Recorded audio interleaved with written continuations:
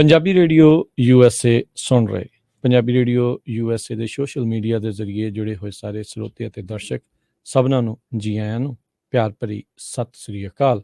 ਵਾਹਿਗੁਰੂ ਜੀ ਕਾ ਖਾਲਸਾ, ਵਾਹਿਗੁਰੂ ਜੀ ਕੀ ਵਾਹਿਗੁਰੂ ਜੀ ਫਤਿਹ। ਕੀ ਫਤਿਹ। ਅੱਜ ਦਾ ਇਹ ਵਿਸ਼ੇਸ਼ ਪ੍ਰੋਗਰਾਮ ਲੈ ਕੇ ਹਾਜ਼ਰ ਹੋਏ ਹਾਂ। ਇੱਕ ਵਿਸ਼ੇਸ਼ ਸੀਰੀਜ਼ ਜਿਹੜੀ ਹੈ ਉਹ ਆਪਾਂ ਸ਼ੁਰੂ ਕਰਨ ਜਾ ਰਹੇ ਹਾਂ, ਗੱਲਬਾਤ ਦਾ ਸਿਲਸਿਲਾ ਜਿਹੜਾ ਇੱਕ ਸ਼ੁਰੂ ਕਰਨ ਜਾ ਰਹੇ ਹਾਂ, ਜਿਸ ਦੇ ਵਿੱਚ ਆਪਾਂ ਪੰਜਾਬ ਦੇ ਪਾਣੀ ਜਿਹੜੇ ਆ ਧਰਤੀ ਹੇਠਲੇ ਪਾਣੀ ਆ ਉਸ ਨੂੰ ਲੈ ਕੇ ਚਰਚਾ ਜਿਹੜੀ ਕਰਾਂਗੇ, ਜਾਂ ਓਵਰਆਲ ਪੰਜਾਬ ਦੇ ਜਿਹੜੇ ਪਾਣੀ ਆ ਉਹਨਾਂ ਸਾਰੇ ਹੀ ਵੱਖ-ਵੱਖ ਐਂਗਲਸ ਤੋਂ ਉਹ ਮਸਲਿਆਂ ਨੂੰ ਜਿਹੜਾ ਉਹ ਸਮਝਣ ਦੀ ਜਿਹੜੀ ਉਹ ਕੋਸ਼ਿਸ਼ ਕਰਾਂਗੇ। ਉੱਥੋਂ ਦੇ ਜਿਹੜੇ ਮਾਹਰ ਜਿਹੜੇ ਪਾਣੀਆਂ ਦੇ ਉੱਤੇ ਕੰਮ ਕਰ ਰਹੇ ਨੇ ਉੱਥੇ, ਉਹਨਾਂ ਦੇ ਨਾਲ ਤੁਹਾਨੂੰ ਗੁਫ਼ਤਗੂ ਜਿਹੜੀ ਉਹ ਕਰਵਾਵਾਂਗੇ, ਗੱਲਬਾਤ ਜਿਹੜੀ ਉਹ ਕਰਵਾਵਾਂਗੇ।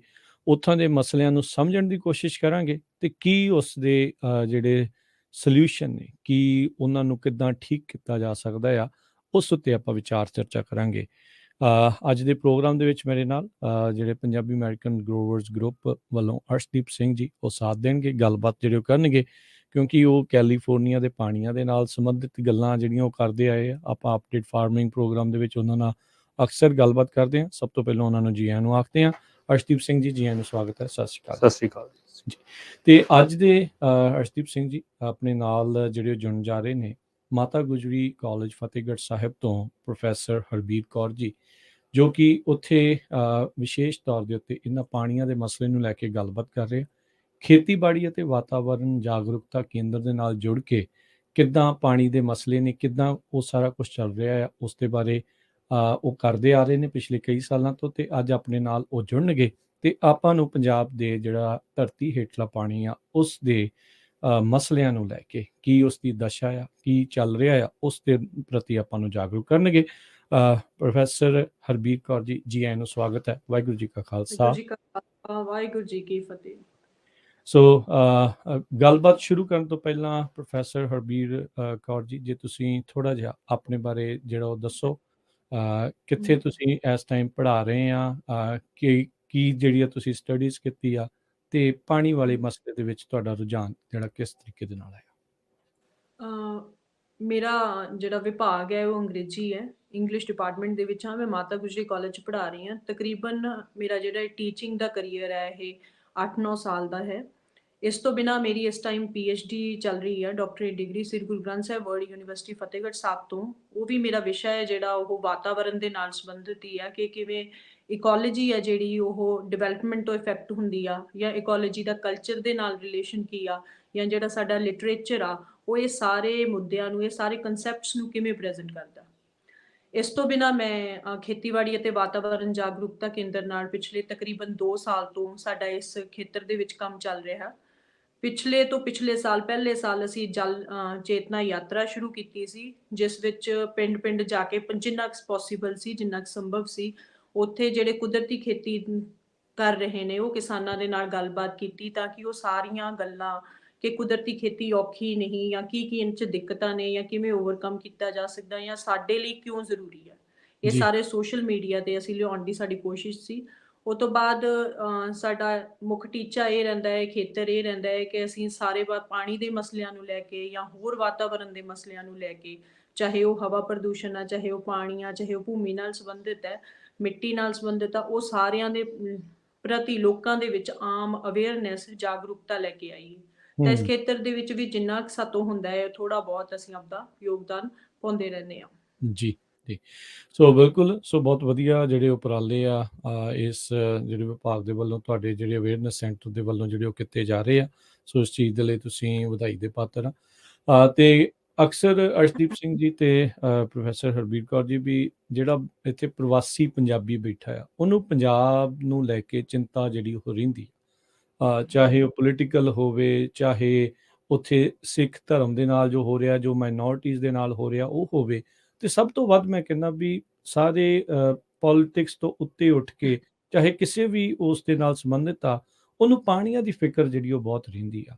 ਆਪਾਂ ਪਿਛਲੇ ਕਈ ਸਮਿਆਂ ਦੇ ਵਿੱਚ ਇਹ ਰਿਪੋਰਟਾਂ ਦੇਖਦੇ ਆ ਰਹੇ ਹਾਂ ਵੀ ਪੰਜਾਬ ਦਾ ਜਿਹੜਾ ਧਰਤੀ ਹੇਠਲਾ ਪਾਣੀ ਆ ਉਹ ਇੱਕ ਤਾਂ ਡੂੰਘਾ ਹੁੰਦਾ ਜਾ ਰਿਹਾ ਹੈ, ਉਸ ਦੇ ਵਿੱਚ ਪ੍ਰਦੂਸ਼ਣ ਜਿਹੜਾ ਆ ਉਹ ਵੱਧਦਾ ਜਾ ਰਿਹਾ ਆ, ਜ਼ਹਿਰੀਲੇ ਰਸਾਇਣ ਜਿਹੜੇ ਆ ਉਹ ਉਸ ਦੇ ਵਿੱਚ ਨਿਕਲਦੇ ਆ ਰਹੇ ਆ। ਸੋ ਅੱਜ ਦੀ ਗੱਲਬਾਤ ਦੇ ਵਿੱਚ ਅੱਜ ਆਪਾਂ ਇਹੀ ਕੋਸ਼ਿਸ਼ ਕਰਾਂਗੇ ਜਾਣਨ ਦੀ ਵੀ ਮੌਜੂਦਾ ਹਾਲਾਤ ਕੀ ਨੇ, ਕੀ ਦਸ਼ਾ ਆ ਜਿਹੜੇ ਪੰਜਾਬ ਦੇ ਧਰਤੀ ਹੇਠਲੇ ਜਿਹੜੇ ਉਹ ਪਾਣੀ ਦੀ। ਸੋ ਪ੍ਰੋਫੈਸਰ ਹਰਬੀਰ ਕੌਰ ਜੀ, ਜੇ ਤੁਸੀਂ ਸਾਨੂੰ ਇਸ ਦੇ ਬਾਰੇ ਸਾਡੇ ਸਰੋਤਿਆਂ ਨੂੰ, ਸਾਡੇ ਦਰਸ਼ਕਾਂ ਨੂੰ ਇਸ ਦੇ ਉੱਤੇ ਚਾਨਣਾ ਪਾਓ, ਕੀ ਮੌਜੂਦਾ ਦਸ਼ਾ ਜਿਹੜੀ ਹੈ ਪੰਜਾਬ ਦੀ ਧਰਤੀ ਹੇਠਲੇ ਪਾਣੀਆਂ ਦੀ ਚੱਲ ਰਹੀ। ਪਾਣੀ ਦੀ ਜਦੋਂ ਆਪਾਂ ਗੱਲ ਕਰਦੇ ਹਾਂ, ਪਾਣੀ ਇੱਕ ਕੁਦਰਤੀ ਸੋਮਾ ਹੈ। ਬਹੁਤ ਵਾਰੀ ਇਹ ਗੱਲ ਮੰਨੀ ਜਾਂਦੀ ਹੈ ਤੇ ਬਹੁਤ ਹੀ ਸਹੀ ਮੰਨੀ ਜਾਂਦੀ ਹੈ ਕਿ ਮੁੜ ਕੇ ਇਹਨੂੰ ਪੈਦਾ ਨਹੀਂ ਕੀਤਾ ਜਾ ਸਕਦਾ। ਜੇ ਸਾਡੇ ਕੋਲੋਂ ਇੱਕ ਵਾਰੀ ਮੁੱਕ ਗਿਆ ਤਾਂ ਲੰਘ ਗਿਆ, ਫਿਰ ਨਹੀਂ ਅਸੀਂ ਉਹ ਵਿਹੜਾ ਵੀ ਨਹੀਂ ਹੱਥ ਆ ਸਕਦਾ ਤੇ ਪਾਣੀ ਵੀ ਨਹੀਂ ਅਸੀਂ ਸਾਂਭ ਸਕਦੇ। ਜੀ। ਹੁਣ ਜਦੋਂ ਜਿੰਨੇ ਵੀ ਦੁਨੀਆ ਤੇ ਮੁਲਕ ਨੇ, ਉਹਨਾਂ ਦੇ ਕੋਲ ਦੋ ਤਰ੍ਹਾਂ ਦੇ ਪਾਣੀ ਦੇ ਸੋਮੇ ਨੇ। ਇੱਕ ਤਾਂ ਕਹਿ ਲਓ ਕਿ ਧਰਤੀ ਦੇ ਉੱਤੇ ਵਾਲਾ ਪਾਣੀ, ਜਿਵੇਂ ਨਹਿਰਾਂ, ਨਦੀਆਂ, ਨਾਲਿਆਂ, ਇਹਨਾਂ ਦੇ ਵਿੱਚ ਆ। ਇੱਕ ਆ ਜ਼ਮੀਨ ਹੇਠਲਾ ਪਾਣੀ। ਜਿੰਨਾ ਚਿਰ ਤਕਰੀਬਨ ਸਾਰੇ ਮੁਲਕਾਂ ਕੋਲ ਧਰਤੀ ਦੇ ਉੱਪਰਲਾ ਪਾਣੀ ਹੁੰਦਾ ਹੈ, ਉਹਨਾਂ ਦੀ ਕੋਸ਼ਿਸ਼ ਹੁੰਦੀ ਰਹਿੰਦੀ ਹੈ ਕਿ ਉਹ ਜ਼ਮੀਨ ਹੇਠਲਾ ਜਿਹੜਾ ਉਹਨਾਂ ਕੋਲ ਇਨਵਿਜ਼ੀਬਲ ਵਾਟਰ ਹੈ, ਉਹ ਉਹਨੂੰ ਨਾ ਵਰਤਣ। ਪੰਜਾਬ ਦੇ ਸਿਨਾਰੀਓ 'ਚ ਗੱਲ ਕਰੀਏ ਤਾਂ ਪੰਜਾਬ ਨਾ ਹੀ ਉਹਦਾ 5 ਦਰਿਆਵਾਂ ਤੋਂ ਪਿਆ। ਵੰਡ ਤੋਂ ਬਾਅਦ 47 ਤੋਂ ਬਾਅਦ 2.5 ਦਰਿਆ ਰਹਿ ਗਏ। ਉਹਦੇ 'ਚੋਂ ਵੀ ਜੇ ਪੰਜਾਬ ਦੇ ਸਾਰੇ ਖਿੱਤੇ ਨੂੰ ਦੇਖੋ ਤਾਂ ਨਹਿਰੀ ਪਾਣੀ ਤਾਂ ਜ਼ਿਆਦਾ ਪੰਜਾਬ ਦੇ ਵਿੱਚ ਵਰਤਿਆ ਹੀ ਨਹੀਂ ਜਾਂਦਾ।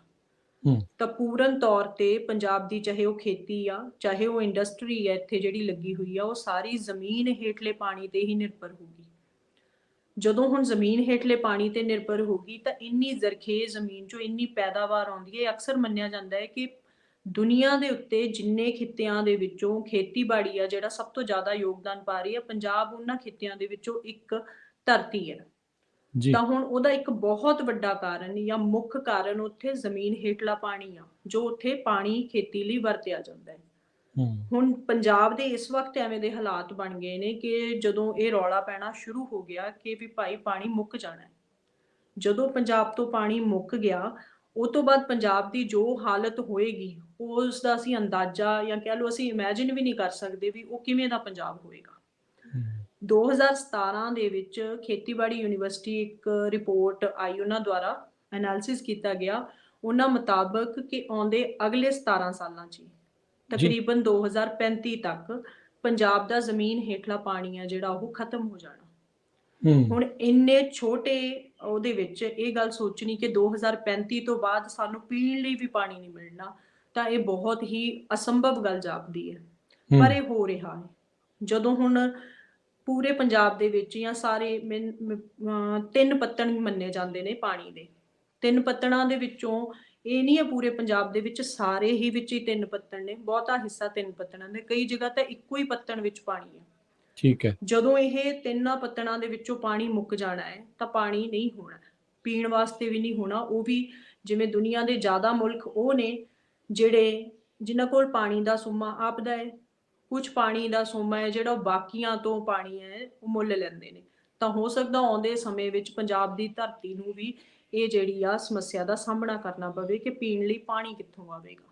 ਤਾਂ ਉਦੋਂ ਫਿਰ ਸਾਡੀ ਜੋ ਅੱਜ ਦੀ ਜ਼ਰਖੇਜ਼ ਜ਼ਮੀਨ ਆ, ਉਹਦੇ ਤੇ ਵੀ ਸਾਨੂੰ ਆਪਦੇ ਆਪ ਪਛਤਾਵਾ ਹੋਏਗਾ। ਇਸ ਤੋਂ ਬਿਨਾਂ ਜਿਵੇਂ ਹੁਣ ਜੇ ਅੰਕੜਿਆਂ ਦੀ ਗੱਲ ਕਰੀਏ ਤਾਂ ਹੁਣੇ ਵਾਟਰ ਪਾਲਿਸੀ ਪੰਜਾਬ ਸਰਕਾਰ ਦੀ ਆਈ ਆ, ਉਸ ਵਿੱਚ ਉਹਨਾਂ ਨੇ ਸਾਫ਼ ਦਰਸਾਇਆ ਹੈ ਕਿ ਪੂਰੇ ਪੰਜਾਬ ਨੂੰ ਜੇ ਉਹ ਤਕਰੀਬਨ 153 ਬਲਾਕਸ ਦੇ ਵਿੱਚੋਂ ਵੰਡ ਲੈਂਦੇ ਨੇ, 153 ਏਰੀਆ 'ਚ ਵੰਡ ਲੈਂਦੇ ਨੇ, ਤਾਂ ਉਹਨਾਂ ਨੂੰ ਅੱਗੇ ਉਹਨਾਂ ਨੇ 4 ਕੈਟੇਗਰੀਜ਼ 'ਚ ਵੰਡਿਆ। 4 ਕੈਟੇਗਰੀਜ਼ ਦੇ ਵਿੱਚ ਸਭ ਤੋਂ ਜਿਹੜੀ ਸੇਫ ਕੈਟੇਗਰੀ ਆ, ਉਹਦੇ ਵਿੱਚ 17 ਬਲਾਕ ਆਉਂਦੇ ਨੇ। ਉਹ 17 ਬਲਾਕ ਉਹੀ ਬਲਾਕ ਨੇ ਜਿੱਥੇ ਦਾ ਪਾਣੀ ਆ ਜਿਹੜਾ ਜ਼ਮੀਨ ਵਾਲਾ ਉਹ ਵਰਤਣਯੋਗ ਨਹੀਂ ਹੈ। ਜਾਂ ਤਾਂ ਜ਼ਿਆਦਾ ਸਲੂਣ ਹੈ, ਉਹਦੇ ਨਾਲ ਖੇਤੀ ਵੀ ਨਹੀਂ ਕੀਤੀ ਜਾ ਸਕਦੀ, ਨਾ ਹੀ ਉਹਦੇ ਨਾਲ ਇੰਡਸਟਰੀ ਚੱਲਦੀ ਆ, ਤੇ ਪੀਣ ਲਈ ਵੀ ਉਹ ਬਹੁਤਾ ਸਹੀ ਨਹੀਂ ਮੰਨਿਆ ਜਾਂਦਾ। ਉਸ ਤੋਂ ਬਿਨਾਂ 117 ਬਲਾਕ ਉਹ ਨੇ ਜਿਨ੍ਹਾਂ ਦੀ ਗੱਲ ਕਰ ਲਈ ਆਪਾਂ ਵੀ ਜਿਹੜੇ ਓਵਰ ਐਕਸਪਲੋਇਟਡ ਨੇ, ਮਤਲਬ ਜੇ 100% ਪਾਣੀ ਆਲਰੇਡੀ ਕੱਢ ਲਿਆ। ਹਾਂ ਬਿਲਕੁਲ ਦੁੱਗਣਾ 200 ਵੀ ਕੱਢ ਰਿਹਾ। ਸੰਗਰੂਰ ਏਰੀਆ ਜਿਹੜਾ ਉਹ ਕਈ ਜਗ੍ਹਾ ਜਾ ਕੇ 301, ਮਤਲਬ ਕਿ ਜਿੰਨਾ ਪਾਣੀ ਪੈ ਰਿਹਾ ਉਹ ਤੋਂ ਤਿੱਗਣਾ ਬਾਹਰ ਕੱਢਿਆ ਜਾ ਰਿਹਾ। ਤਾਂ ਹੁਣ ਇਹੋ ਜਿਹੇ ਬਲਾਕ ਜਿਨ੍ਹਾਂ ਦੇ ਵਿੱਚ ਇੰਨਾ ਪਾਣੀ ਬਾਹਰ ਕੱਢਿਆ ਜਾ ਰਿਹਾ, ਤਾਂ ਆਉਂਦੇ ਸਮੇਂ ਦੇ ਵਿੱਚ ਜ਼ਾਹਰ ਜੀ ਗੱਲ ਹੈ ਕਿ ਉਹ ਪਾਣੀ ਉੱਥੋਂ ਖਤਮ ਹੋਣਾ ਹੀ ਹੈ। ਫਿਰ ਸਵਾਲ ਇਹੀ ਹੈ ਕਿ ਉਹ ਤੋਂ ਬਾਅਦ ਕੀ। ਪ੍ਰੋਫੈਸਰ ਹਰਬੀਰ ਜੀ, ਜੇ ਤੁਸੀਂ ਪੱਤਣਾਂ ਦੀ ਜਿਹੜਾ ਗੱਲ ਕੀਤੀ ਆ, ਕੀ ਇਹ ਆਪਣੇ ਕੋਲ ਹੈ ਕੁਛ ਆંકੜੇ ਵੀ ਕਿੰਨੇ ਫੁੱਟ ਦੇ ਉੱਤੇ ਧਰਤੀ ਹੇਠਲੇ ਜਾ ਕੇ ਪੱਤਣ ਆਪਾਂ ਨੂੰ ਦੇਖਣ ਨੂੰ ਮਿਲਦੇ ਆ, ਐਵਰੇਜ ਜਾਂ ਆਪਾਂ ਕਿੱਥੇ ਦੇਖਦੇ ਹਾਂ? ਹਾਂ, ਇਹ ਤਕਰੀਬਨ ਸਾਰੇ ਪੰਜਾਬ ਦੇ ਵਿੱਚ ਅਲੱਗ-ਅਲੱਗ ਜਗ੍ਹਾ ਇਹਨਾਂ ਦਾ ਪੱਤਣਾਂ ਦਾ ਜਿਹੜਾ ਲੈਵਲ ਆ, ਹੁਣ ਜਿਵੇਂ ਫਤਿਹਗੜ੍ਹ ਸਾਹਿਬ ਦੇ ਵਿੱਚ ਆ, ਉਹ ਤਿੰਨਾਂ ਪੱਤਣਾਂ ਦੇ ਵਿੱਚ ਪਾਣੀ ਹੈ। ਠੀਕ ਹੈ। ਕਿ ਇੱਕ 300 ਤੱਕ ਹੈ, ਇੱਕ 600-700 ਤੱਕ ਹੈ, ਇੱਕ ਉਹ ਤੋਂ ਥੱਲੇ ਹੈ। ਹੂੰ, ਇਹ ਹੂੰ, ਤੇ ਹੂੰ, ਤਿੰਨਾਂ ਪੱਤਣਾਂ 'ਚ ਪਾਣੀ ਆ, ਪਰ ਉਹ ਪੱਤਣਾਂ 'ਚ ਪਾਣੀ ਹੀ ਬਹੁਤ ਘੱਟ ਹੈ, ਵੀ ਉਹ ਖਤਮ ਹੂੰ, ਮਤਲਬ ਛੇਤੀ ਵਰਤਿਆ ਜਾਊਗਾ ਤੇ ਉਹਦੇ ਨਾਲ ਹੀ ਛੇਤੀ ਖਤਮ ਹੋ ਜਾਏਗਾ। ਕਿ ਕਈ ਖੇਤਰਾਂ ਦੇ ਵਿੱਚ ਇੱਕੋ ਹੀ ਪੱਤਣ ਦੇ ਵਿੱਚ ਪਾਣੀ ਹੈ। ਜੀ। ਸੋ ਸੋ ਰਾਈਟ ਨਾਓ ਕੀ ਫਤਿਹਗੜ੍ਹ ਸਾਹਿਬ ਜਾਂ ਹੋਰ ਇਲਾਕਿਆਂ ਦੇ ਵਿੱਚ ਸਾਰੇ ਪੱਤਣਾਂ 'ਚੋਂ ਪਾਣੀ ਕੱਢਣ ਦੇ ਲਈ ਜਿਹੜੀਆਂ ਮੋਟਰਾਂ, ਬੰਬੀਆਂ ਜਿਹਨੂੰ ਆਪਾਂ ਆਖ ਦਿੰਦੇ ਹਾਂ ਵੀ ਉਹ ਲੱਗੀਆਂ ਪਈਆਂ ਨੇ? ਨਹੀਂ ਜੀ, ਕੁਛ ਕੁ ਦੇ ਵਿੱਚ ਪਹਿਲੇ ਪੱਤਣ 'ਚ ਹੀ ਚੱਲ ਰਿਹਾ ਪਾਣੀ, ਉਹ ਤਕਰੀਬਨ ਠੀਕ ਖਤਮ ਹੈ। ਹੋਣੇ ਵਾਲਾ ਹੈ। ਦੂਜੇ ਔਰ ਤੀਜੇ ਪੱਤਣ 'ਚ ਪਹਿਲੇ ਪੱਤਣ ਦੇ ਮੁਕਾਬਲੇ ਪਾਣੀ ਬਹੁਤ ਘੱਟ ਹੈ। ਜੇ ਸਮਝ ਹੂੰ, ਲਓ ਵੀ 40% ਦੇ ਤਕਰੀਬਨ ਪਾਣੀ ਪਹਿਲੇ ਪੱਤਣ 'ਚ ਹੀ ਹੈ, ਦੂਜੇ ਔਰ ਤੀਜੇ 'ਚ 60% ਆ, ਉਹ ਵੀ ਕਈਆਂ ਦੇ ਵਿੱਚ ਉਹਨਾਂ 'ਚ ਹੈ ਹੀ ਨਹੀਂ। ਤਾਂ ਉਹ ਪਹਿਲੇ ਪੱਤਣ ਤੇ ਹੀ ਖਤਮ ਹੋ ਜਾਣਾ ਜਾਂ ਦੂਜੇ ਪੱਤਣ ਤੇ ਖਤਮ ਹੋ ਜਾਣਾ ਹੈ। ਅਰਸ਼ਦੀਪ ਸਿੰਘ, ਮੈਂ ਤੁਹਾਨੂੰ ਇੱਥੇ ਥੋੜ੍ਹਾ ਜਿਹਾ ਕੰਪੈਰੀਜ਼ਨ ਕਰਨ ਦੇ ਲਈ ਤੁਹਾਨੂੰ ਮੈਂ ਪੁੱਛਦਾ ਵੀ ਕੈਲੀਫੋਰਨੀਆ ਦੇ ਵਿੱਚ ਵੀ ਕੀ ਇਹ ਰਾਈਟ ਨਾਓ ਪਾਣੀ ਨੂੰ ਲੈ ਕੇ ਇੱਦਾਂ ਹੀ ਜਿਹੜਾ ਉਹ ਚੱਲ ਰਿਹਾ ਆ? ਇੱਥੇ ਵੀ ਜਿਹੜਾ ਧਰਤੀ ਹੇਠਲਾ ਪਾਣੀ ਆ ਉਹ ਆਪਾਂ ਇੱਕ ਖਤਮ ਕਰਨ ਦੀ ਕਗਾਰ ਤੇ ਆ ਜਾਂ ਕਿੱਦਾਂ ਹੈ ਇੱਥੇ? ਹਾਂਜੀ, ਨਹੀਂ ਜਦੋਂ ਆਪਾਂ ਰਾਜਕਰਨ ਜੀ ਗੱਲ ਕੀਤੀ ਹੈ ਕਿੰਨੀ ਵਾਰੀ ਹੈ ਨਾ, ਪਾਣੀ ਦੀ ਸਮੱਸਿਆ ਆਪਣੀ ਸੇਮ ਹੀ ਹੈ, ਇੱਥੇ ਵੀ ਉਹੀ ਬਰਾਬਰ ਆ, ਹੈ ਨਾ। ਠੀਕ ਹੈ। ਪਾਣੀ ਥੱਲਿਓਂ ਜਿਹੜਾ ਹੁਣ ਕੱਢ ਰਹੇ ਆ, ਹੁਣ ਜਿਹੜਾ ਨਵਾਂ ਆਪਣਾ ਸਿਗਮਾ ਆਇਆ ਸੀ ਲਾ, ਉਹਨਾਂ ਨੇ ਇਹੀ ਕਿਹਾ ਸੀ ਵੀ ਤੁਸੀਂ ਓਨਾ ਹੀ ਬਾਹਰ ਕੱਢ ਸਕਦੇ ਆ, ਕਿਸੇ ਵੀ ਲੋੜ ਲਈ, ਖੇਤੀ ਲਈ ਜਾਂ ਮਿਊਨਿਸਪਲ ਯੂਜ਼ ਲਈ ਜਾਂ ਕਿਸੇ ਲਈ ਵੀ ਓਨਾ ਹੀ ਕੱਢ ਸਕਦੇ ਆ ਜਿੰਨਾ ਰੀਚਾਰਜ ਹੋਊ ਹਰੇਕ ਸਾਲ, ਠੀਕ ਹੈ। ਹੈ ਨਾ। 2040 ਤੱਕ ਉਹ ਗੋਲ ਮੀਟ ਕਰਨਾ। ਹੂੰ, ਤੇ ਜਿਹੜੀ ਆਪਣੀ ਜਿਵੇਂ ਹੁਣ ਇੱਥੇ ਫੁੱਟ ਦੇ ਦੱਸੀ ਜਾਂਦੇ ਆ, ਆਪਣੇ ਬਸ ਇੰਨੇ ਹੀ ਫੁੱਟਾਂ ਦਾ ਹੀ ਫਰਕ ਆ, ਪਰ ਆਪਣੇ ਵੀ ਸੇਮ ਹੀ ਇੱਥੇ ਸਥਿਤੀ ਆ। ਸਥਿਤੀ ਬਣੀ ਹੋਈ ਹੈ, ਹੈ ਨਾ। ਹੂੰ, ਤੇ ਇੱਥੇ ਜਿਵੇਂ ਕਿ ਮੈਂ ਹੁਣ ਪ੍ਰੋਫੈਸਰ ਸਾਹਿਬ ਨੂੰ ਪੁੱਛਣਾ ਚਾਹੁੰਦਾ ਸੀਗਾ ਵੀ ਜਿਹੜਾ ਹੁਣ ਇਹ ਪੱਤਣਾਂ ਦੇ ਹਾਲਤ ਦੱਸ ਰਹੇ ਆ ਹਾਲਾਤ, ਕਿ ਕੋਈ ਇਹੋ ਜਿਹੀ ਵੀ ਸਟੱਡੀ ਆ ਵੀ ਜਿਹੜਾ ਇਹ ਪਾਣੀ ਕੱਢ ਹੋ ਰਿਹਾ ਵੀ ਇਹ ਕਿਸ ਲਈ ਜ਼ਿਆਦਾ ਕੱਢ ਹੋ ਰਿਹਾ, ਖੇਤੀ ਵਾਲੇ ਜ਼ਿਆਦਾ ਯੂਜ਼ ਕਰ ਰਹੇ ਆ, ਇੰਡਸਟਰੀ ਯੂਜ਼ ਕਰ ਰਹੀ ਹੈ, ਜਾਂ ਕੋਈ ਜੇ ਇਹੋ ਜਿਹੇ ਆંકੜੇ ਹੈਗੇ ਤਾਂ ਕੁਛ ਸ਼ੇਅਰ ਕਰ ਦੱਸਣਾ ਚਾਹੋਗੇ? ਜੀ। ਦੇਖੋ, ਇਸ ਮਾਮਲੇ ਦੇ ਵਿੱਚ ਜੇ ਅਸੀਂ ਰਾਜਨੀਤੀ ਨੂੰ ਕਹੀਏ, ਉਹਨੂੰ ਵਿੱਚੋਂ ਕੱਢ ਕੇ ਗੱਲ ਆਪਾਂ ਨਹੀਂ ਕਰ ਸਕਦੇ ਇਹਨੂੰ ਸਮਝਣ ਲਈ। ਹੁਣ ਜਦੋਂ ਅੰਕੜਿਆਂ ਦੀ ਗੱਲ ਚੱਲਦੀ ਹੈ, ਤੇ ਇਹੋ ਜਿਹੀ ਕੋਈ ਵੀ ਜ਼ਾਹਰ ਸਟੱਡੀ ਨਹੀਂ ਜਿਹੜੀ ਤੁਹਾਨੂੰ ਇਹ ਦੱਸ ਸਕੇ ਕਿ ਖੇਤੀਬਾੜੀ ਲਈ ਕਿੰਨਾ ਵਰਤਿਆ ਜਾ ਰਿਹਾ ਠੀਕ ਹੈ। ਤੇ ਇੰਡਸਟਰੀ ਕਿੰਨਾ ਵਰਤ ਰਹੀ ਆ। ਹਾਂ, ਇਹ ਗੱਲ ਮੈਂ ਜ਼ਰੂਰ ਕਹਿਣੀ ਆ ਵੀ ਕਿਉਂਕਿ ਦੁਨੀਆ ਦਾ ਮੁੱਖ ਕਿੱਤਾ ਖੇਤੀ ਆ, ਤਾਂ ਤਕਰੀਬਨ 60 ਤੋਂ 70% ਪਾਣੀ ਆ ਜਿਹੜਾ ਉਹ ਖੇਤੀ ਲਈ ਵਰਤਿਆ ਜਾਣਾ ਹੈ।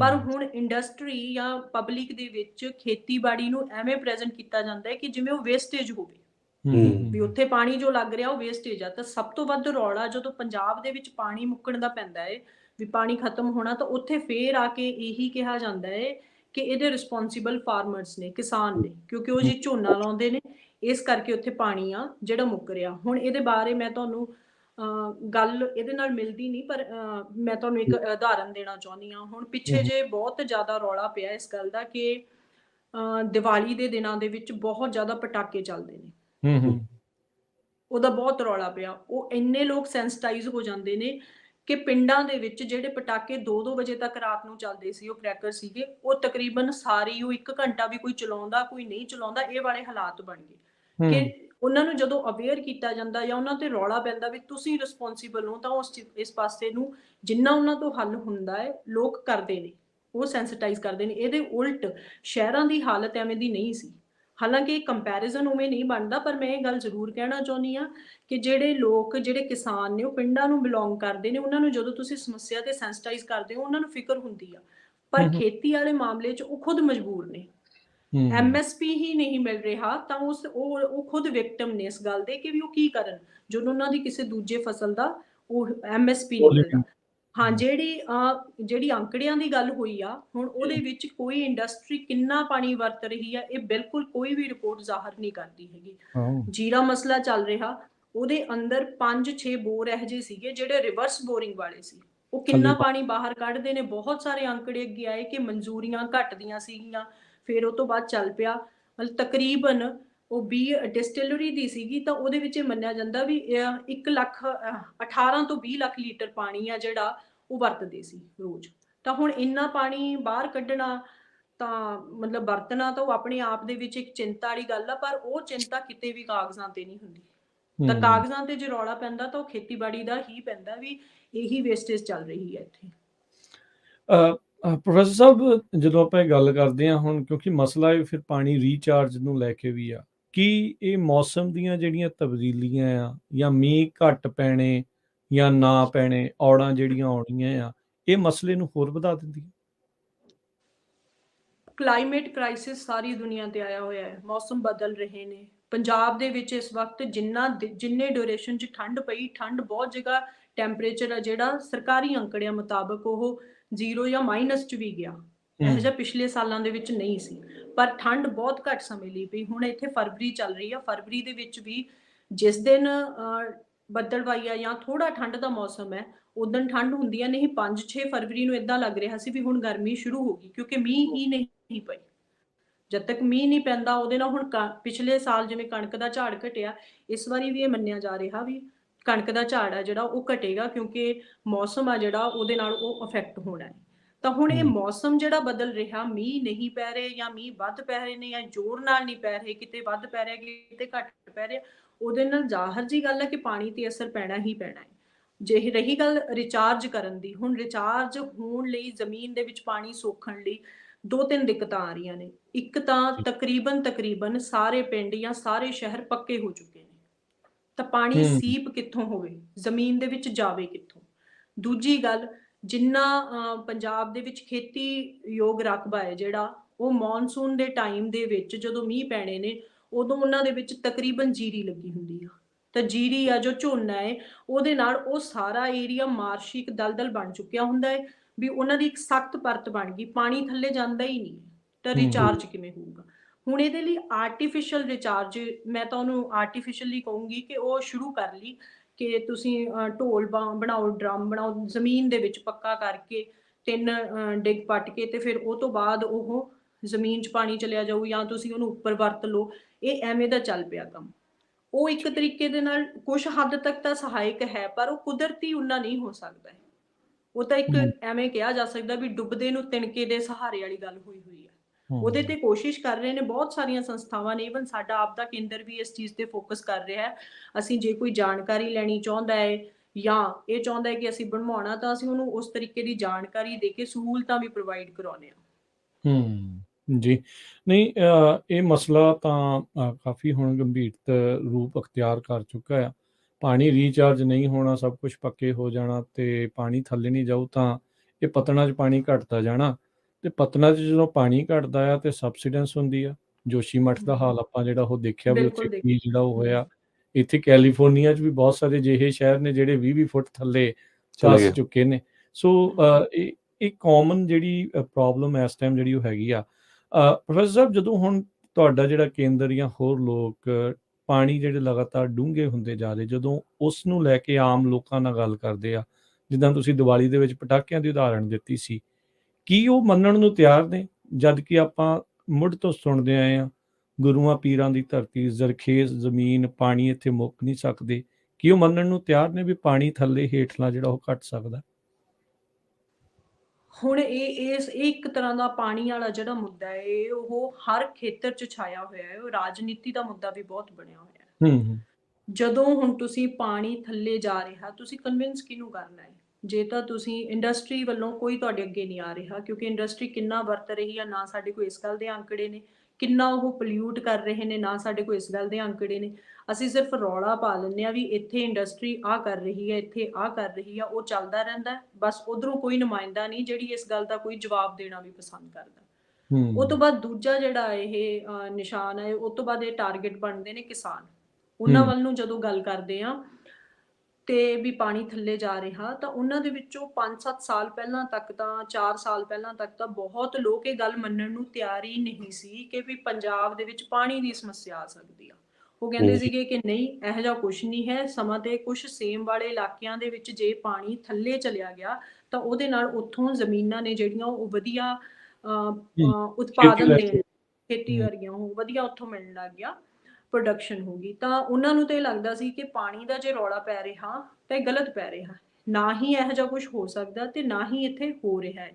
ਇਹ ਤੋਂ ਬਿਨਾਂ ਜਿਵੇਂ ਜਦੋਂ ਗੱਲ ਕਰਨੀ ਕਿਸੇ ਦੇ ਨਾਲ ਕਿ ਵੀ ਤੁਸੀਂ ਇਹ ਪਾਣੀ ਦੀ ਮੁੱਦਾ ਆ ਰਿਹਾ, ਤਾਂ ਉਹਨਾਂ ਨੇ ਮੂਹਰੋਂ ਕਹਿਣਾ ਕਿ ਤੁਸੀਂ ਉਹ ਮਾੜੇ ਹਾਲਾਤ ਨਹੀਂ ਦੇਖੇ ਜੋ ਪੰਜਾਬ ਦੇ ਵਿੱਚ ਸੀਗੇ। ਮਤਲਬ ਇਹ ਗੋਡੇ ਪਾਣੀ ਹੁੰਦਾ ਸੀ ਤੇ ਉਹ ਸੇਮ ਵਾਲੀ ਜਿਹੜੀ ਸਮੱਸਿਆ ਉਹ ਚਲੀ ਗਈ, ਉਹਦੇ ਨਾਲ ਹੁਣ ਇੱਥੇ ਦੀ ਜ਼ਮੀਨ ਆ ਜਿਹੜੀ ਉਹ ਵਧੀਆ ਹੋ ਗਈ। ਤੇ ਜਦੋਂ ਹੀ ਗੱਲ ਕਰੀਏ ਵੀ ਕੁਝ ਕਰਨਾ ਚਾਹੀਦਾ, ਪਹਿਲਾਂ ਤਾਂ ਸਮੱਸਿਆ ਮੰਨੀ ਜਾਊਗੀ ਵੀ ਹੈਗੀ ਆ, ਉਹਦੇ ਤੇ ਬਾਅਦ ਹੀ ਕਰਨ ਦੀ ਗੱਲ ਕੀਤੀ ਜਾਊਗੀ। ਇੱਥੋਂ ਹੀ ਇਨਕਾਰੀ ਹੋ ਜਾਣਾ ਕਿ ਸਮੱਸਿਆ ਹੀ ਹੈ ਨਹੀਂ। ਹੁਣ ਜਦੋਂ ਪੁੱਛਿਆ ਜਾਂਦਾ ਵੀ ਜੇ ਸਮੱਸਿਆ ਨਹੀਂ ਹੈ ਤਾਂ ਬੋਰ ਕਿਉਂ ਡੂੰਘੇ ਹੋ ਰਹੇ ਨੇ, ਫਿਰ ਗੱਲ ਵੀ ਬੋਰ ਨਹੀਂ ਡੂੰਘੇ ਹੋਣੇ ਚਾਹੀਦੇ। ਫਿਰ ਤਾਂ ਜਦੋਂ ਪਾਣੀ ਮੁੱਕ ਹੀ ਨਹੀਂ ਰਿਹਾ, ਫਿਰ ਕਿਉਂ ਹਰ ਵਾਰੀ 20 ਫੁੱਟ ਜਾਂ 10 ਫੁੱਟ ਸਾਨੂੰ ਬੋਰ ਆ ਜਿਹੜਾ 2 ਸਾਲਾਂ ਬਾਅਦ ਥੱਲੇ ਨੂੰ ਪਾਈਪ ਪਾਉਣੀ ਪੈਂਦੀ ਆ। ਤਾਂ ਫਿਰ ਗੱਲ ਚੱਲ ਪੈਂਦੀ ਹੈ ਕਿ ਵੀ ਸਾਨੂੰ ਸਾਡਾ ਨਹਿਰੀ ਪਾਣੀ ਨਹੀਂ ਦਿੱਤਾ ਜਾਂਦਾ। ਤੁਸੀਂ ਉਧਰ ਸਰਕਾਰ ਨੂੰ ਕਹੋ ਨਹਿਰੀ ਪਾਣੀ ਦੇਣ ਸਾਨੂੰ, ਖੇਤੀ ਨੂੰ, ਸਾਡੀ ਐਮਐਸਪੀ ਹੋਰ ਫਸਲਾਂ ਤੇ ਐਮਐਸਪੀ ਦੇਣ। ਅਸੀਂ ਤਾਂ ਕਰਨਾ ਤਿਆਰ ਨੂੰ, ਸਾਨੂੰ ਕਿਹੜਾ ਪੰਜਾਬ ਪਿਆਰਾ ਨਹੀਂ, ਅਸੀਂ ਕਿਹੜਾ ਪੰਜਾਬ ਦੇ ਹਮਦਰਦ ਨਹੀਂ, ਅਸੀਂ ਬਿਲਕੁਲ ਤਿਆਰ ਆ। ਉਸ ਮਸਲੇ ਤੇ ਤੁਸੀਂ ਨਹੀਂ ਬੋਲਦੇ। ਹੁਣ ਪੰਜਾਬ ਦਾ ਜਿਵੇਂ ਦਾ ਰਾਜਨੀਤਿਕ ਮਾਹੌਲ ਹੋਇਆ ਹੈ ਤਾਂ ਉੱਥੇ ਹਰ ਚੀਜ਼ ਤੇ ਰੌਲਾ ਪੈ ਰਿਹਾ, ਚਾਹੇ ਉਹ ਇੰਡਸਟਰੀ ਲੱਗ ਰਹੀ ਆ, ਚਾਹੇ ਉਹ ਨਹਿਰਾਂ ਨੇ, ਚਾਹੇ ਉਹ ਪੀਣ ਵਾਲਾ ਪਾਣੀ ਆ ਜਾਂ ਵਾਟਰ ਪੋਲਿਸੀ ਹੈਗੀ, ਹਰ ਚੀਜ਼ ਤੇ ਰੌਲਾ ਪੈ ਰਿਹਾ ਕਿਉਂਕਿ ਇੰਨਾ ਹੀ ਲੋਕਾਂ ਵੱਲੋਂ ਮਹਿਸੂਸ ਕੀਤਾ ਜਾ ਰਿਹਾ ਵੀ ਧੱਕੇ ਹੋ ਰਹੇ ਨੇ। ਪਰ ਜਿਹੜਾ ਵੀ ਨਵਾਂ ਆਪਸ਼ਨ ਆਉਂਦਾ ਉਹ ਫੇਰ ਰੌਲੇ ਦੇ ਵਿੱਚ ਹੁੰਦਾ ਹੈ, ਉਹ ਕੋਈ ਹੱਲ ਨਹੀਂ ਹੁੰਦਾ ਉਸ ਚੀਜ਼ ਦਾ, ਉਹ ਰੌਲੇ ਨੂੰ ਵਧਾਇਆ ਜਾਂਦਾ, ਹੋਰ ਕੁਝ ਨਹੀਂ ਹੁੰਦਾ ਹੈ। ਤਾਂ ਆਮ ਲੋਕਾਂ ਨੂੰ ਇਹ ਗੱਲ ਮਨਾਉਣੀ ਪਹਿਲਾਂ ਔਖੀ ਸੀ, ਜੇ ਹੁਣ ਉਹ ਮੰਨ ਗਏ ਤਾਂ ਉਹਦਾ ਉਹ ਸੋਲਿਊਸ਼ਨ ਚਾਹੁੰਦੇ ਨੇ ਜੋ ਕੁਝ ਹੱਦ ਤੱਕ ਉਹਨਾਂ ਦਾ ਵਾਜਬ ਵੀ ਹੈ ਵੀ ਜੇ ਹੋਰ ਫਸਲਾਂ ਤੇ ਐਮਐਸਪੀ ਦਿੱਤਾ ਜਾਵੇ ਉਹ ਝੋਨਾ ਕਿਉਂ ਲਾਉਣ, ਜੇ ਨਹਿਰੀ ਪਾਣੀ ਦਿੱਤਾ ਜਾਵੇ ਤਾਂ ਜ਼ਮੀਨ ਹੇਠੋਂ ਪਾਣੀ ਕਿਉਂ ਕੱਢਣ। ਇਹ ਕੁਝ ਹੱਦ ਤੱਕ ਉਹਨਾਂ ਦੇ ਵਾਜਬ ਵੀ ਨੇ। ਪਰ ਜੇ ਸਾਰੀ ਗੱਲ ਹੀ ਸਰਕਾਰਾਂ ਤੇ ਜਾਂ ਦੂਜਿਆਂ ਤੇ ਸਿੱਟ ਦਿੱਤੀ ਜਾਊਗੀ, ਜੋ ਅਸਲ ਨੂੰ ਪ੍ਰਭਾਵਿਤ ਹੋਣਾ ਉਹ ਸਰਕਾਰਾਂ ਨੇ ਨਹੀਂ ਹੋਣਾ, ਉਹ ਆਮ ਬੰਦੇ ਨੇ ਹੋਣਾ, ਉਹ ਆਮ ਬੰਦੇ ਦੀ ਸਮੱਸਿਆ ਆਉਣੀ ਆ। ਹੁਣ ਇੱਥੇ ਇੱਕ ਗੱਲ ਹੋਰ ਵੀ ਜਿਹੜੀ ਆਉਂਦੇ ਦਿਨਾਂ 'ਚ ਇਹ ਗੱਲ ਭਖਣੀ ਆ, ਉਹ ਇਹ ਹੈ ਕਿ ਕਿਸਾਨ ਤਾਂ ਚਲੋ ਖੇਤੀ ਕਰਦੇ ਨੇ, ਖੇਤੀ ਕਰਕੇ ਉੱਥੋਂ ਕੁਝ ਪੈਦਾਵਾਰ ਲੈ ਰਹੇ ਨੇ, ਪੈਸੇ ਕਮਾ ਰਹੇ ਨੇ, ਉਹਨਾਂ ਦਾ ਪੱਤਨ ਡੂੰਘਾ ਹੋ ਰਿਹਾ, ਮੰਨਦੇ ਆ। ਪਰ ਜਿਹੜੇ ਲੋਕ ਖੇਤੀ ਨਹੀਂ ਕਰ ਰਹੇ, ਸਫ਼ਰ ਤਾਂ ਉਹ ਵੀ ਨਾਲ ਕਰ ਰਹੇ ਨੇ, ਉਹ ਕਿਉਂ ਕਰਨ ਫਿਰ ਸਫ਼ਰ। ਤਾਂ ਇੱਕ ਤਰੀਕੇ ਦੇ ਨਾਲ ਇਹ ਪਾੜਾ ਵੀ ਉੱਥੋਂ ਸ਼ੁਰੂ ਹੋ ਸਕਦਾ ਹੈ। ਇਹ ਆਉਂਦੇ ਦਿਨਾਂ ਦੇ ਵਿੱਚ ਜਦੋਂ ਪਾਣੀ ਦੀ ਕਿੱਲਤ ਆਉਣੀ ਹੈ ਤਾਂ ਇਸ ਗੱਲ ਦਾ ਰੌਲਾ ਪੈਣਾ ਹੈ। ਹਾਂਜੀ, ਇਹ ਤਾਂ ਬਿਲਕੁਲ, ਇਹ ਤਾਂ ਹੁਣ ਆਪਾਂ ਨੂੰ ਦਿਖਦਾ ਹੀ ਹੈ ਨਾ, ਜਦੋਂ ਚੀਜ਼ ਦੀ ਕਿੱਲਤ ਆ ਜਾਂਦੀ ਹੈ ਫਿਰ ਖਿੱਚੋ ਤਾਣ ਤਾਂ ਸ਼ੁਰੂ ਹੋ ਜਾਂਦੀ ਹੈ। ਮੇਰਾ ਲੀਗਲ ਬੈਟਲ ਸ਼ੁਰੂ ਹੋ ਜਾਂਦੀ। ਅੱਛਾ ਪ੍ਰੋਫੈਸਰ ਸਾਹਿਬ, ਮੈਂ ਤੁਹਾਨੂੰ ਪੁੱਛਣਾ ਚਾਹੁੰਦਾ ਸੀ ਨਾ, ਮੈਂ ਤੁਹਾਡੇ ਆਪਣੇ ਕਾਂਕੜੇ ਦੇਖਦਾ ਸੀਗਾ ਜਿਹੜੇ ਆਪਣੇ ਖੇਤੀਬਾੜੀ ਵਾਤਾਵਰਨ ਜਾਗਰੂਕਤਾ ਕੇਂਦਰ ਤੋਂ ਤੁਸੀਂ ਪਬਲਿਸ਼ ਕੀਤੇ ਸੀਗੇ 1985 ਦੇ, ਮੈਨੂੰ ਲੱਗਦਾ ਉਹ ਸੀਗੇ ਆਂਕੜੇ, ਜਦੋਂ ਪੰਜਾਬ ਦੇ ਲਗਭਗ ਸਾਰੇ ਬਲਾਕ ਹੀ ਸੇਫ ਜ਼ੋਨ 'ਚ ਸੀਗੇ, ਹੈ ਨਾ, ਪਾਣੀ ਦੇ ਤੇ ਪੱਤਣਾ ਦਾ ਪਾਣੀ ਠੀਕ ਸੀ। ਉਦੋਂ ਤੋਂ ਹੁਣ ਤੱਕ ਕੀ ਵੱਡੀ ਤਬਦੀਲੀ ਆਈ ਹੈ? ਕੀ ਬਈ ਖੇਤੀ ਵਾਲੀ ਜ਼ਮੀਨ ਬਹੁਤ ਵੱਧ ਗਈ, ਵੀ ਉਦੋਂ ਇੰਨੀ ਜ਼ਮੀਨ ਤੇ ਖੇਤੀ ਨਹੀਂ ਹੁੰਦੀ ਸੀ, ਜਾਂ ਅਸੀਂ ਫਸਲਾਂ ਸਹੀ ਨਹੀਂ ਲਾਈਆਂ? ਮਤਲਬ ਕੀ ਫਰਕ ਪੈ ਗਿਆ ਵੀ ਜਿਹੜਾ 30-40 ਸਾਲ 'ਚ ਹੀ ਆਪਾਂ ਪਾਣੀ ਨੂੰ ਇੰਨੇ ਡੂੰਘੇ ਲੈ ਗਏ? ਇੱਕ ਤਾਂ ਜਦੋਂ 80-85 ਦੇ ਜਿਹੜੇ ਉਹ ਅੰਕੜੇ ਨੇ, ਉਹਨਾਂ ਤੋਂ ਥੋੜੀ ਦੇਰ ਪਹਿਲਾਂ ਹੀ ਹਰੀ ਕ੍ਰਾਂਤੀ ਆਈ ਸੀ, ਤਕਰੀਬਨ ਇੱਕ ਦਹਾਕਾ ਪਹਿਲਾਂ ਹੀ। ਤਾਂ ਉਦੋਂ ਤੱਕ ਹਜੇ ਉਹਨੇ ਹਰੀ ਕ੍ਰਾਂਤੀ ਨੇ ਉਹਨੇ ਅਸਰ ਆਪਣੇ ਦਿਖਾਉਣੇ ਸ਼ੁਰੂ ਨਹੀਂ ਸੀ ਕੀਤੇ, ਉਦੋਂ ਤਾਂ ਹਜੇ ਵੀ ਪੈਸਾ ਆ ਰਿਹਾ ਇਹ ਦਿਖ ਰਿਹਾ ਸੀਗਾ। ਉਹ ਤੋਂ ਬਾਅਦ ਝੋਨੇ ਥੱਲੇ ਰਕਬਾ ਬਿਲਕੁਲ ਹੀ ਵੱਧ ਗਿਆ, ਵੀ ਮਤਲਬ ਹਰ ਖੇਤਰ 'ਚ ਤੁਸੀਂ ਦੇਖੋ ਵੀ ਜਿੰਨੀ ਵਾਹੀਯੋਗ ਜ਼ਮੀਨ ਹੈ ਉਹਦੇ ਵਿੱਚ 70-75% ਤੋਂ ਲੱਗ ਕੇ ਕਈ ਜਿੱਥੇ ਪੂਰੀ ਜਰਖੇਜ ਆ 91% ਤੱਕ ਵੀ ਜ਼ਮੀਨ ਤੇ ਝੋਨਾ ਲੱਗਦਾ ਹੈ। ਤਾਂ ਹੁਣ ਜਿੱਥੇ ਇੰਨਾ ਝੋਨਾ ਲੱਗਣਾ, ਉਹ ਤੋਂ ਬਿਨਾਂ ਦੂਜੀ ਗੱਲ ਚੱਲੀ ਕਿ ਤਰੀਕਾਂ ਹੁਣ ਹੀ ਫਾਈਨਲ ਹੋਈਆਂ ਨੇ ਕਿ ਵੀ ਜੂਨ ਦੇ ਇੰਨੀ ਤਰੀਕ ਨੂੰ ਝੋਨਾ ਲੱਗਣਾ ਸ਼ੁਰੂ ਹੋਣਾ ਜਾਂ ਜੁਲਾਈ ਨੂੰ। ਪਹਿਲਾਂ ਤਾਂ ਤਕਰੀਬਨ ਲੋਕ ਮਈ ਦੇ ਵਿੱਚ ਹੀ ਜਦੋਂ ਕਣਕ ਵੱਢਦੇ ਸੀਗੇ, ਉਹ ਤੋਂ ਬਾਅਦ ਉਹ ਇਹ ਝੋਨਾ ਜਾਂ ਜੀਰੀ ਹੈ ਜਿਹੜੀ ਉਹ ਆਪਦੀ ਸ਼ੁਰੂ ਕਰ ਲੈਂਦੇ ਸੀਗੇ। ਹੁਣ ਇੱਕ ਤੇ ਜ਼ਮੀਨ ਝੋਨੇ ਥੱਲੇ ਰਕਬਾ ਵੱਧ ਗਿਆ, ਉਹ ਵੱਡਾ ਕਾਰਨ ਹੈ। ਇੱਕ ਹੌਲੀ ਹੌਲੀ ਪਾਣੀ ਨਿਕਲਣ ਦੇ ਨਾਲ ਉਹਦਾ ਅਸਰ ਆ ਜਿਹੜਾ ਉਹ ਦਿਖਣਾ ਸ਼ੁਰੂ ਹੋ ਗਿਆ। ਇੱਕ ਜਿਉਂ-ਜਿਉਂ ਅੱਗੇ ਗੱਲ ਚੱਲਦੀ ਹੈ, ਕਿਤੇ ਨਾ ਕਿਤੇ ਪਹਿਲਾਂ ਇਹ ਗੱਲ ਲੱਗਦੀ ਸੀਗੀ ਕਿ ਨਹਿਰੀ ਪਾਣੀ ਆ ਜਿਹੜਾ ਉਹ ਜ਼ਮੀਨ ਨੂੰ ਲੱਗਦਾ ਸੀ, ਹੁਣ ਉਹ ਵੀ ਤਕਰੀਬਨ ਉਹਦੇ ਵਿੱਚ ਕੁਛ ਤਾਂ ਮੈਂ ਹੱਦ ਤੱਕ ਇਹ ਵੀ ਕਹਿੰਦੀ ਹਾਂ ਕਿ ਸੌਖ ਹੋ ਗਈ। ਨਹਿਰੀ ਪਾਣੀ ਸੂਏ ਬੁਲਾਉਣ ਲਈ ਕਦੇ ਰਾਤ ਨੂੰ ਜਾਣਾ ਪੈਂਦਾ, ਕਦੇ ਦਿਨੇ ਲਾਉਣਾ ਪੈਂਦਾ, ਤਾਂ ਉਹਦੀ ਕੁਛ ਟਾਈਮਿੰਗ ਹੁੰਦੀ ਹੈ, ਉਹਦੇ ਪਾਬੰਦ ਹੋਣਾ ਪੈਂਦਾ। ਉਹਦੇ ਬਜਾਏ ਹੁਣ ਜਿਹੜੀ ਟੈਕਨੋਲੋਜੀ ਆ ਗਈ, ਉਹਦੇ ਵਿੱਚ ਤੁਸੀਂ ਸਿਰਫ ਪੱਕੇ ਨੱਕੇ ਲੱਗੇ ਹੋਏ ਨੇ, ਤੁਹਾਡੇ ਖੇਤ ਨੂੰ ਸੁੱਚ ਦੱਬ ਕੇ ਘਰੇ ਆ ਜਾਣਾ, ਤੇ ਉਹ ਤੋਂ ਬਾਅਦ ਜਦੋਂ ਲਾਈਟ ਆਉਣੀ ਆ ਮੋਟਰ ਆਪ ਹੀ ਚੱਲ ਪੈਣੀ ਆ ਤੇ ਆਪ ਹੀ ਬੰਦ ਹੋ ਜਾਣੀਆਂ। ਤਾਂ ਉਹ ਜਿਹੜੀ ਸੌਖ ਆ, ਉਹਦੇ ਬਦਲੇ ਨਹਿਰੀ ਪਾਣੀ ਨੂੰ, ਉਹ ਸੂਇਆਂ ਨੂੰ ਜਿਵੇਂ ਉਹਦੇ ਵਿੱਚੋਂ ਪਾਣੀ ਵਲਾਉਣਾ, ਉਹ ਉਹਨਾਂ ਦੇ ਵਿੱਚ ਅੰਤਰ ਆ ਜਿਹੜਾ, ਜਿਸ ਕਰਕੇ ਨਾ ਹੀ ਲੋਕਾਂ ਨੇ ਇੰਨਾ ਜ਼ਿਆਦਾ ਪਹਿਲਾਂ ਅਵੇਅਰ ਹੋਏ ਇਸ ਮਸਲੇ ਦੇ ਵਿੱਚ, ਉਹਨਾਂ ਨੇ ਵੀ ਵਾਹ ਤੇ ਜਾਂ ਖਾਲ ਸੀਗੇ ਜਿਹੜੇ, ਤੇ ਨਾ ਹੀ ਸਰਕਾਰ ਨੂੰ ਕੋਈ ਏਡੀ ਇੱਛਾ ਸੀਗੀ ਕਿ ਉਹ ਇਸ ਗੱਲ ਦਾ ਰੌਲਾ ਪਾ ਸਕਦੇ। ਤੇ ਸਾਰਾ ਜਿਹੜਾ ਜ਼ੋਰ ਸੀਗਾ ਜਾਂ ਇਹ ਸਾਰੇ ਦਾ ਸਾਰਾ ਜ਼ਮੀਨ ਹੇਠਲੇ ਪਾਣੀ ਉੱਤੇ ਹੀ ਆ ਗਿਆ, ਉੱਥੋਂ ਹੀ ਉਹ ਕੱਢਣਾ ਸ਼ੁਰੂ ਕਰ ਦਿੱਤਾ, ਜਿਸ ਕਰਕੇ ਇਹਨਾਂ ਅੰਕੜਿਆਂ ਦੇ ਵਿੱਚ ਫਰਕ ਪਿਆ ਹੈ। ਜੀ, ਤੇ ਜਿੱਦਾਂ ਤੁਸੀਂ 2035 ਦੀ ਗੱਲ ਕਰ ਰਹੇ ਸੀਗੇ, ਕਿੰਨੀ ਕੁ ਹੋਰ ਜਿੰਨਾ 85 ਤੋਂ 2017 ਤੱਕ ਜਿਹੜਾ ਚੇਂਜ ਹੋਇਆ ਤੇ 17 ਤੋਂ 35 ਦੇ ਵਿੱਚ ਕਿੰਨੇ ਚੇਂਜ ਦੀ ਜਿਹੜੀ ਇਸ ਟਾਈਮ ਅਨੁਮਾਨ ਹੈਗਾ ਹੈ? ਦੇਖੋ, ਇੱਕ ਰਿਪੋਰਟ ਆਉਂਦੀ ਆ 2019 ਦੇ ਤਕਰੀਬਨ। ਹੂੰ ਹੂੰ 2017 ਦੇ ਅੰਕੜੇ ਪਬਲਿਸ਼ ਹੋਣ ਤੋਂ ਬਾਅਦ ਅਨੁਮਾਨ ਲੱਗਿਆ ਗਵਰਨਮੈਂਟ ਵੱਲੋਂ 2018-19 ਦੇ ਵਿੱਚ ਇੱਕ ਰਿਪੋਰਟ ਆਉਂਦੀ ਆ ਜਿਹਦੇ ਵਿੱਚ ਇਹ ਓਵਰ ਐਕਸਪਲੋਇਟਡ ਬਲੌਕਸ ਦੀ ਗੱਲ ਕੀਤੀ ਜਾਂਦੀ ਆ। ਹੂੰ ਹੂੰ ਹੁਣ ਗੱਲ ਤੇ ਇਹ ਬਣਨੀ ਚਾਹੀਦੀ ਹੈ ਕਿ 17 'ਚ ਇੱਕ ਰਿਪੋਰਟ ਆਈ ਜਿਹਦੇ ਵਿੱਚ ਸਾਡੇ ਅੱਗੇ ਇਹ ਲੱਗ ਗਿਆ ਵੀ 17 ਸਾਲਾਂ 'ਚ ਹੀ ਪਾਣੀ ਮੁੱਕ ਜਾਣਾ। ਉਹ ਤੋਂ ਬਾਅਦ 18-19 'ਚ ਅਸੀਂ ਅਸੈਸ ਕਰ ਲਿਆ ਵੀ ਸਾਡੇ ਕੋਲ ਆਹੀ ਪਾਣੀ ਰਹਿ ਗਿਆ। 18-19 ਤੋਂ ਬਾਅਦ ਹੁਣ 22 ਦੇ ਵਿੱਚ ਰਿਪੋਰਟ ਆਈ। ਸਾਰੇ ਦਾ ਸਾਰਾ ਡਾਟਾ ਸੇਮ ਹੀ ਹੈ ਤਕਰੀਬਨ। ਕਿਸੇ ਵੀ ਬਲੌਕ ਦੇ ਵਿੱਚ ਪਿੱਛੇ ਨੂੰ ਪੈਰ ਨਹੀਂ ਪੱਟਿਆ ਗਿਆ। ਜਿਨ੍ਹਾਂ 'ਚ ਪੱਟਿਆ ਗਿਆ ਉਹਨਾਂ ਦਾ ਸਿਰਫ ਇਹੀ ਕਾਰਨ ਸੀਗਾ ਕਿ ਉੱਥੇ ਸੇਮ ਆਪਣੇ ਸਲੂਣਾ ਪਾਣੀ ਆ ਜਿਹੜਾ ਖੇਤੀ ਨੂੰ ਨਹੀਂ ਲੱਗ ਸਕਦਾ। ਅਦਰਵਾਈਜ਼ ਐਵੇਂ ਦਾ ਕੋਈ ਨਾ ਗਵਰਨਮੈਂਟ ਵੱਲੋਂ, ਨਾ ਲੋਕਾਂ ਵੱਲੋਂ, ਨਾ ਕਿਸੇ ਵੀ ਵੱਲੋਂ ਐਵੇਂ ਦਾ ਕੋਈ ਉਹ ਨਹੀਂ ਪੱਟਿਆ ਗਿਆ, ਕਦਮ ਨਹੀਂ ਚੁੱਕਿਆ ਗਿਆ ਕਿ ਉਹ ਜਿਹੜੀ ਕਿਤੇ ਨਾ ਕਿਤੋਂ ਰੇਸ਼ਾ ਸਾਡੇ ਫੇਵਰ 'ਚ ਆ ਜਾਵੇ। ਉਹ ਸਾਰੇ ਦੀ ਸਾਰੀ ਉਸੇ ਪਾਸੇ ਨੂੰ ਜਾ ਰਹੀ ਹੈ ਤੇ ਉਨੀਓ ਸਪੀਡ ਨਾਲ ਜਾ ਰਹੀ ਹੈ। ਤਾਂ ਉਹਦੇ ਵਿੱਚ ਫਿਰ ਇਹ ਗੱਲ ਮੰਨਣੀ ਕਿ 2035 ਦੇ ਵਿੱਚ ਪਾਣੀ ਮੁੱਕ ਜਾਏਗਾ, ਉਹ ਅਸੰਭਵ ਨਹੀਂ ਲੱਗਦਾ। ਉਹ ਲੱਗਦਾ ਹੈ ਕਿ ਮੁੱਕ ਜਾਏਗਾ। ਦੇਖੋ, ਇੱਕ ਆંકੜਾ ਜਿਹੜਾ ਤੁਹਾਡੇ ਜਿਹੜੇ ਕੇਂਦਰ ਵੱਲੋਂ ਹੈਗਾ ਆ, ਪੰਜਾਬ ਅੰਦਰ ਜਿਹੜੇ ਟਿਊਬਵੈੱਲਾਂ ਦੀ ਗਿਣਤੀ ਆ ਉਹ ਤਾਂ ਵਧੀ ਹੋਈ ਵਧੀ ਹੈ, ਇਹ ਤਾਂ ਆਪਾਂ ਨੂੰ ਪਤਾ ਹੀ ਆ। 60-61 ਦੇ ਵਿੱਚ ਨਹਿਰੀ ਪਾਣੀ 58% ਵਰਤਿਆ ਜਾਂਦਾ ਸੀ ਤੇ ਜ਼ਮੀਨੀ ਪਾਣੀ ਜਿਹੜਾ ਆ ਉਹ 41, ਤੇ 17-18 'ਚ ਇਹ ਆંકੜਾ 25% ਹੋ ਗਿਆ ਨਹਿਰੀ ਪਾਣੀ ਮਹਿਜ, ਤੇ 75% ਜਿਹੜਾ ਧਰਤੀ ਹੇਠਲਾ ਜ਼ਮੀਨੀ ਜਿਹੜਾ ਉਹ ਪਾਣੀ, ਪਾਣੀ ਆ। ਸੋ ਖੇਤੀ ਅਧੀਨ ਰਕਬਾ ਵੀ ਵਧਿਆ। ਆਪਾਂ ਜਿਹੜੇ ਆ ਉਹ ਬਦਲਾ ਕਿਤੇ ਜ਼ਿਆਦਾ ਪਾਣੀ ਵਰਤਣ ਵਾਲੀਆਂ ਜਿਹੜੀਆਂ ਉਹ ਫਸਲਾਂ ਲਾਈਆਂ। 75% ਜ਼ਮੀਨੀ ਹੇਠਲਾ ਪਾਣੀ ਵਰਤਣਾ, ਤੇ ਫਿਰ ਭਾਈ ਸਮੱਸਿਆ ਤਾਂ ਜਿਹੜੀ ਆ ਉਹ ਆਉਣੀ ਹੋਈ ਸੀਗੀ ਤੇ ਆਉਣੀ ਉਹ ਹੀ ਆਉਣੀ। ਉਹ ਆਪਣੇ ਇਸ ਟਾਈਮ ਸਾਹਮਣੇ ਆ। ਤੁਸੀਂ ਵਾਟਰ ਪਾਲਿਸੀ ਦੀ ਜਿਹੜੀ ਉਹ ਗੱਲ ਕੀਤੀ ਸੀ, ਅਗਲੇ ਪ੍ਰੋਗਰਾਮ ਦੇ ਵਿੱਚ ਆਪਾਂ ਇਸ ਦੇ ਉੱਤੇ ਡਿਸਕਸ ਕਰਾਂਗੇ ਕੀ ਜੀ। ਜਿਹੜੀ ਆ ਸਰਕਾਰ ਆਪਣੀ ਵਾਟਰ ਪਾਲਿਸੀਜ਼ ਦੇ ਵਿੱਚ ਇਸ ਦੇ ਜਿਹੜੇ ਉੱਤੇ ਕਰ ਰਹੀ ਆ, ਧਰਤੀ ਹੇਠਲਾ ਪਾਣੀ ਕੱਢਣ ਨੂੰ ਲੈ ਕੇ ਕੀ ਉਹ ਤਬਦੀਲੀਆਂ ਲੈ ਕੇ ਆ ਰਹੀ ਆ ਜਾਂ ਕੀ ਕੁਛ ਕਰ ਰਹੀ ਆ, ਉਹ ਆਪਾਂ ਅਗਲੇ ਪ੍ਰੋਗਰਾਮ ਦੇ ਵਿੱਚ ਇਸ ਉੱਤੇ ਚਰਚਾ ਕਰਾਂਗੇ। ਅੱਜ ਦੀ ਜਿਹੜੀ ਗੱਲਬਾਤ ਕਰਨ ਦੇ ਲਈ ਪ੍ਰੋਫੈਸਰ ਹਰਬੀਰ ਕੌਰ ਜੀ ਬਹੁਤ-ਬਹੁਤ ਜਿਹੜਾ ਧੰਨਵਾਦ। ਤੇ ਜਾਣ ਤੋਂ ਪਹਿਲਾਂ ਜ਼ਰੂਰ ਜਿਹੜੇ ਬਾਹਰ ਬੈਠੇ ਪ੍ਰਵਾਸੀ ਪੰਜਾਬੀ ਆ ਉਹਨਾਂ ਨੂੰ ਜੇ ਤੁਸੀਂ ਕੁਝ ਕਹਿਣਾ ਚਾਹੁੰਦੇ ਹੋ। ਜਦੋਂ ਪੰਜਾਬ ਦੇ ਵਿੱਚ ਪਾਣੀਆਂ ਦੀ ਗੱਲ ਆਉਂਦੀ ਆ, ਉਹਦੇ ਲਈ ਸਾਰੇ ਜਿੰਨੇ ਵੀ ਪੰਜਾਬ ਨੂੰ ਬਿਲੋਂਗ ਕਰਦੇ ਨੇ ਉਹ ਸਾਰੇ ਦੇ ਸਾਰੇ ਉਸ ਪ੍ਰਤੀ ਚਿੰਤਤ ਹੋ ਜਾਂਦੇ ਨੇ। ਤਾਂ ਉਹਦੇ 'ਚ ਪ੍ਰਵਾਸੀ ਭਾਈਚਾਰਾ ਵੀ ਬਹੁਤ ਹੱਦ ਤੱਕ ਇਸ ਦੀ ਹਮਦਰਦ ਦੀ ਸ਼੍ਰੇਣੀ 'ਚੋਂ ਆਉਂਦਾ ਹੈ। ਉਹ ਆਪਣੀ ਚਿੰਤਾ ਜ਼ਾਹਰ ਵੀ ਕਰਦਾ। ਤੇ ਅਸੀਂ ਜਦੋਂ ਪੰਜਾਬ 'ਚ ਬੈਠ ਕੇ ਇਹ ਗੱਲ ਦੀ ਬਿਲਕੁਲ ਆਸ ਕਰਦੇ ਹਾਂ ਕਿ ਉਹ ਇਸ 'ਚ ਬਹੁਤ ਕੰਟਰੀਬਿਊਟ ਕਰ ਸਕਦੇ ਨੇ, ਕਿਉਂਕਿ ਉਹਨਾਂ ਦਾ ਮੁੱਖ ਰਹਿਣ-ਸਹਿਣ ਦਾ ਜੋ ਹੈ ਉਹ ਸਾਰਾ ਬਾਹਰਲੇ ਮੁਲਕਾਂ ਦਾ, ਪ੍ਰਵਾਸੀਆਂ ਦਾ ਉੱਧਰਲੇ ਮੁਲਕਾਂ 'ਤੇ ਹੀ ਨਿਰਭਰ ਹੈ। ਤੇ ਪੰਜਾਬ ਦੇ ਵਿੱਚ ਉਹਨਾਂ ਦੀ ਜੋ ਜ਼ਮੀਨ ਹੈ ਉਹਦੇ 'ਤੇ ਉਹ ਜ਼ਿਆਦਾ ਨਿਰਭਰ ਨਹੀਂ ਕਰਦੇ। ਤਾਂ ਕਿਉਂਕਿ ਹੁਣ ਪੰਜਾਬ ਦੇ ਵਿੱਚ ਖੇਤੀ ਖੇਤਰ ਦੇ ਵਿੱਚੋਂ ਝੋਨਾ ਹੈ ਜਿਹੜਾ ਸਭ ਤੋਂ ਜ਼ਿਆਦਾ ਇਹ ਮੰਨਿਆ ਜਾਂਦਾ ਹੈ ਕਿ ਉਹ ਪਾਣੀ ਦੀ ਬਰਬਾਦੀ ਦਾ ਜਾਂ ਪਾਣੀ ਦੀ ਵਰਤੋਂ ਦਾ ਮੁੱਖ ਕਾਰਨ ਹੈ।